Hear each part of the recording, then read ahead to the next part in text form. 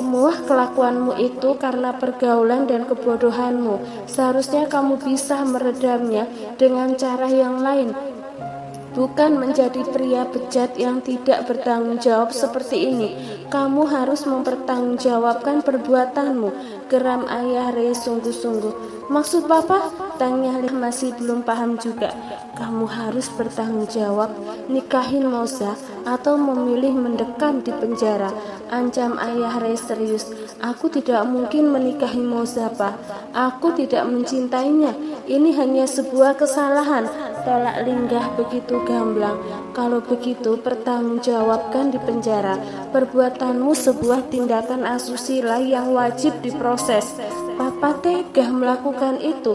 Mama mau menghancurkan masa depan Lingga. Anak itu jelas tidak mau dua-duanya. Jika mungkin masih tidak ingin memilih, diam. Kamu harus menjadi anak yang bertanggung jawab. Cuma ada dua pilihan. Atau papa tidak sudi menganggap kamu sebagai seorang anak memalukan. Hardik ayah Ray berapi-api, begitu marah menghadapi putranya. Mah, tolong Linggah, Mah. Linggah minta maaf, berani sumpah Linggah tidak ada niatan ngelakuin itu ke Moza. Linggah kembali bersimpu menghadap ibunya. Maafkan mama, nak. Papa benar, minta maaflah pada Moza dan Mbok Mariam. Kukira dua wanita itu yang sangat sakit hati atas ulahmu. Mama tidak bisa menolongmu dalam kejahatan, kata Bu Alicia sangat kecewa. Lingga terdiam terduduk lesu, ikuti permainan kedua orang tuanya, atau benar-benar terlempar dari keluarga Daharyadika Auski. Lingga seakan tidak mempunyai pilihan. Ayahnya jelas sangat marah dan ibunya terlihat begitu kecewa.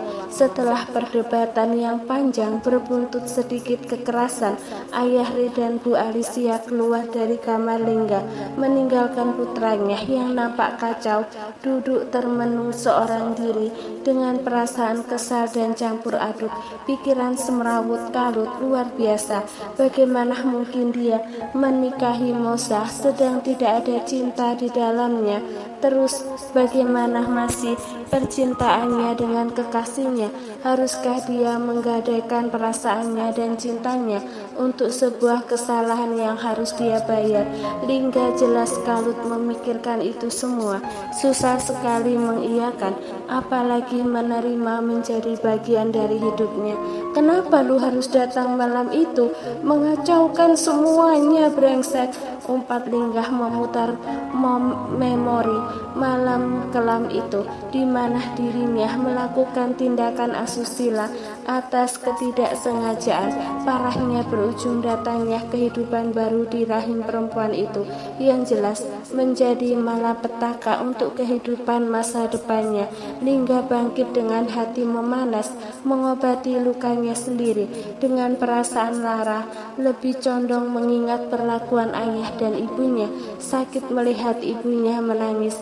Sial, kenapa semua ini harus terjadi sama gue? Umpat Linggah sambil menahan bibirnya yang jelas sedikit robek di sudut bibirnya. Pak Ray benar-benar menghajarnya tanpa ampun. Sementara di kamar, Pak Ray sudah lebih tenang, begitupun dengan Mama Alicia.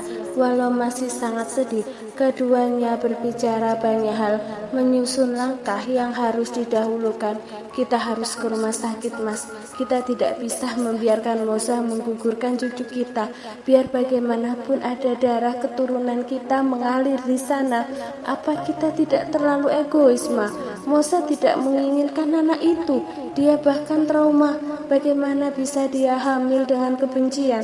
Tidak, Mas. Moza boleh benci dengan pelakunya, tapi aku yakin naluri seorang ibu akan berbeda. Dia pasti akan menerima kehamilannya nanti, walau awalnya terpaksa. Bu Alicia yakin naluri seorang ibu tidaklah pernah salah. Ayo Mas, kita rumah sakit, jangan sampai kita menyesal juga. Kita tidak tahu dari kedua anak kita siapa yang akan memberikan keturunan yang soleh. Bisa jadi janin di perut Moza yang sekarang tidak diinginkan, yang nanti nantinya akan memberikan kebaikan untuk keluarganya. Bu Alicia kembali menangis. Rumit sekali perasaannya semenjak tahu duduk permasalahannya. Pak Regan yang sedikit ragu pun akhirnya mengiyakan. Keduanya bertolak ke rumah sakit menemui Moza dan juga Bu Mariam yang terlihat sudah lebih tenang. Walau sebentar lagi mereka yang memberikan kabar yang cukup mencengangkan. "Mbok, mana Moza?" tanya Bu Alicia. Tidak menemukan Moza di sana. "Sedang melakukan persiapan, Bu. Sudah dibawa perawat," ucap Simbok yang terlihat begitu cemas. Bu Alicia langsung bergegas tanpa kata. Ia menerobos masuk menemui Moza yang saat ini hendak melakukan serangkaian persiapan di ruang persalinan darurat. "Moza, saya mau bicara. Beri aku waktu 5 menit sebelum kamu masuk," jaga Bu Alicia memohon. "Ada apa, Bu?" balas Moza menatap bingung, walau hatinya tengah mempersiapkan diri demi meredam ketakutan yang mendera. Bagaimanapun dia akan melewati masa tidak gampang. Aborsi dari perkataannya saja sungguh mengerikan. "Jangan lakukan itu, sayang," ucap Bu Alicia yang pertama. Wajahnya menyiratkan permohonan. "Kenapa, Bu? Bukannya masih boleh? Tolong jangan menghalangi apa yang akan membebaskan aku dari bayang-bayang kelam nantinya." Moza tidak harus terikat dengan masa lalu menyakitkan itu jika tidak mengandung lagi. Walaupun kejadian itu susah terhapus, bahkan begitu kental dalam ingatan, setidaknya dia tidak terikat dengan apapun setelahnya. "Maafkan aku, Moza. Kali ini aku tidak setuju. Tolong jangan gugurin cucuku," ucapnya terbata dalam tangis. Bu Alicia menggenggam erat tangan Moza, menggeleng penuh permohonan. Moza tercenung. Jadi Bu Alicia sudah tahu bagaimanapun keputusan sudah diambil. Dia tidak mau mengandung anak itu. Ibu sudah tahu semuanya. Tapi di antara aku dan ayah, anak ini tidak menginginkan, Bu. Bagaimana bisa aku tetap mempertahankan?" Moza jelas tidak mau mengandung anak dari pria bejat itu. Terlalu dalam luka yang Lingga torehkan padanya. "Moza, tolong pikirkan lagi. Maaf jika aku egois, tapi dia anakmu. Dia juga cucuku. Aku tidak bisa membiarkan ini semua terjadi. Bagaimana kamu calon seorang ibu? Bagaimana kalau setelah melakukan ini malah nantinya kamu akan sulit mempunyai keturunan? Pikirkan semua kemungkinan yang tentu saja belum kita ketahui." "Kenapa ibu berkata seperti itu?" tanya Moza bingung. "Karena kita manusia biasa, sebab kemungkinan itu ada. Pikirkan, dia akan tumbuh menjadi anak yang baik, soleh, dan nantinya sangat menyayangimu. Tidak ada yang salah dengan janin itu. Aku mohon, Moza, jangan lakukan itu," kata Bu Alicia di titik nadir. Walaupun tindakannya sangat tidak adil pada Moza, dia tidak bisa membiarkan semua itu terjadi begitu saja. Ada kehidupan baru yang akan membuat perubahan nantinya. Anak itu berhak hidup, terlepas kedua orang tuanya tidak saling menginginkan. Bisa jadi sesuatu yang tidak kamu inginkan sekarang, atau anak yang mana yang nantinya akan membawa kebaikan untukmu di kehidupan nanti, baik di dunia maupun di akhirat. Kata-kata terakhir Bu Alicia sebelum Moza tetap melangkah masuk dengan keputusannya pasrah. Itulah yang dilakukan perempuan yang tak lagi muda itu, berjalan gontai menyusul suaminya yang nampak tengah berbicara serius dengan Bu Mariam. "Mah, bagaimana?" tanya Pak Re langsung berdiri melihat istrinya mendekat. Perempuan itu menggeleng, tanda ia gagal membujuk Moza. Namun Pak Re juga tidak bisa berbuat banyak. "Kenapa kalian berubah pikiran? Biarkan Moza melakukan itu untuk mendapatkan keadilan dan kebebasan. kata Bu Maryam. Sudah yakin, kami minta maaf Mbok, tapi dia cucu kita. Lingga adalah ayah dari bayi yang dikandung Moza, ucap Bu Alicia kembali menangis sendu. Apa? Bu Maryam kaget, bukan kepalang, setengah tidak percaya dengan apa yang dikatakan kedua majikannya.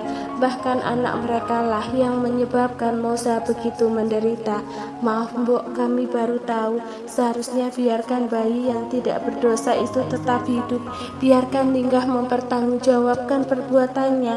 Bu Maryam sampai tidak bisa berkata-kata, saking syoknya.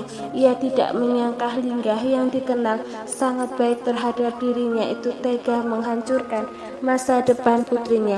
Bu Maryam jelas marah dan merasa sangat kecewa kenapa anak dari majikannya itu tega melakukan itu semua. Kami sudah memberikan pelajaran untuk Lingga, Bu. Perbuatannya sangat tidak dibenarkan.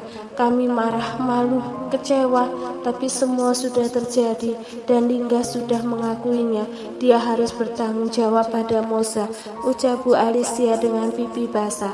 Bertahun-tahun Bu Maryam hidup berdampingan, mengabdi dengan keluarga Pak Re yang begitu baik. Kehidupan Moza dan sekolahnya bahkan ditanggung sejak masih kecil dan menginjakkan kakinya di Jakarta. Bagaimanapun, kedua orang tua pria yang telah membuat putrinya hancur begitu banyak berjasa dengan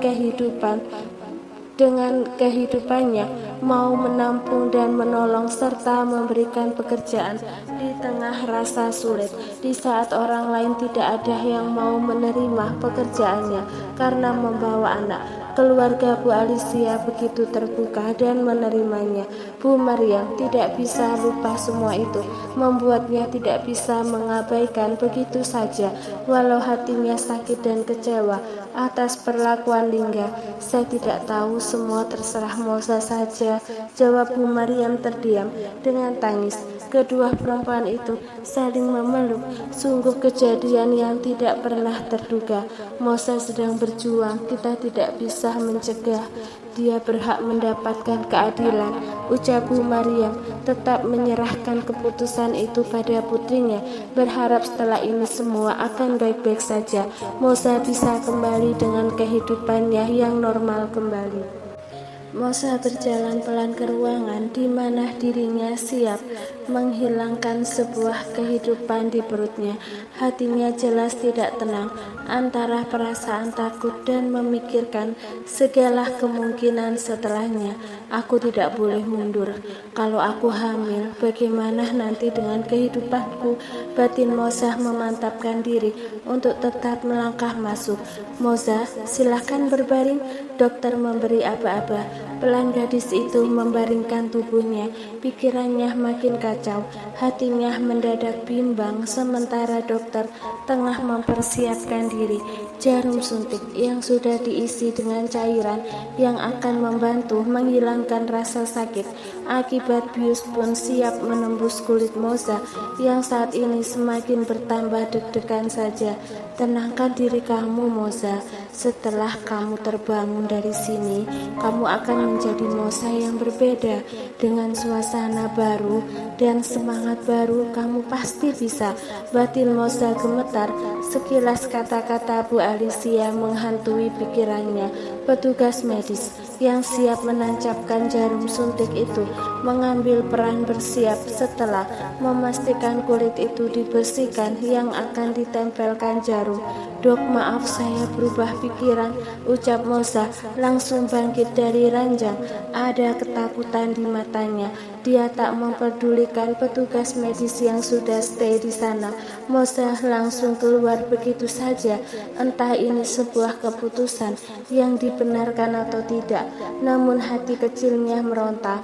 Walaupun dalam benak tidak menginginkan anak ini, tetapi dia tidak bisa mengakhirinya dengan sengaja.